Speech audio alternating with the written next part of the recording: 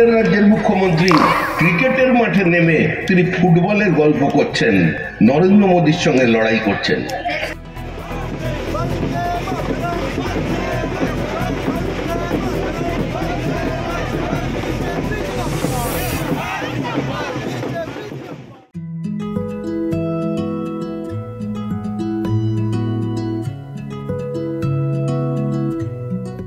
আসবেন তো শুভ মুহূর্তে।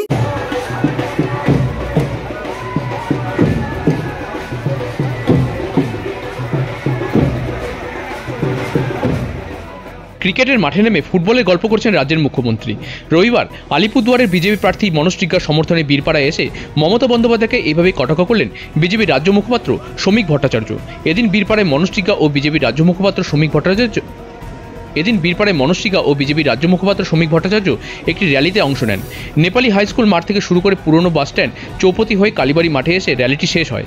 শ্রমিকের বক্তব্য, দেশে 543টি আসনে ভোট হচ্ছে, এদিকে তৃণমূল প্রতিদ্বন্দ্বিতা করছে 45টি আসনে, ফলে তৃণমূলকে ভোট দিয়ে লাভ নেই, কারণ কেন্দ্রীয় সরকার করতে তৃণমূল কোনো ভূমিকাই পালন করতে পারবে না। দেখুন, সারা দেশে 543টা আসনে নির্বাচন হচ্ছে, আর সেখানে তৃণমূল কংগ্রেস প্রতিদ্বন্দ্বিতা করছে কটায় 45টা আসনে। তাহলে আপনারা কাকে ভোট দেবেন? কার সঙ্গে কার লড়াই? আজকে দিদি 45টা আসন নিয়ে মোদির সঙ্গে লড়াই করছেন। 45টার হাত আপনারা ধরবেন না, 543-এর জায়গায় পৌঁছন। আপনারা মনোজ টিগ্গাকে ভোট দিন।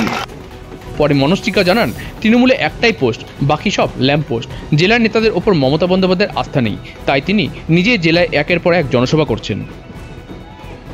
টিএমসিতে একটাই পোস্ট, বাদ বাকি সব ল্যাম্প পোস্ট, তাই কারো উপরে আস্থা নেই। মাননীয় মুখ্যমন্ত্রী নিজে মিটিং করতে আসেন, ওনার মিটিংয়ে দেখা যাচ্ছে যে 2-3 হাজার লোকের বেশি হচ্ছে না।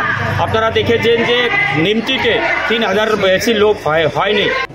বীরপাড়া থেকে মোস্তাক মোর্শেদ হোসেনের রিপোর্ট, উত্তরবঙ্গ সংবাদ।